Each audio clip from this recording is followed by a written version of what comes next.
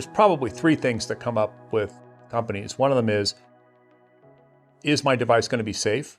So does your autonomous platform handle things like obstacle avoidance and other safety issues? The second is it going to significantly add to the cost or the bill of materials for my unit that's going to drive the cost of what I'm doing out of the price range that my customers can afford? And third is how quickly can we do this? And again, I think that's where we focus really well on that value proposition. We've always been really good at developing the highest performance, lowest cost solution, whether it's our sensors or whether it's our autonomy platform. We've always focused on that. So we come in at a really good level of understanding that it's got to fit within the customer's business model, not just ours. Second is object avoidance is a key part of what we're doing.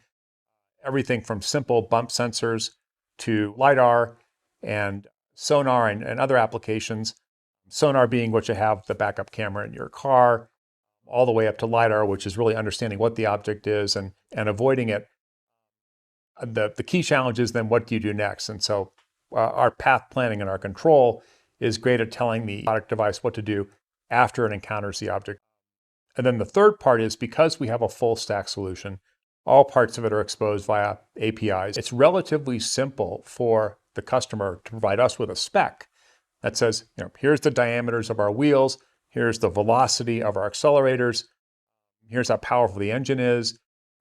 It's being driven by either a joystick or a steering wheel or levers, and then we just basically help them write to that API to integrate it.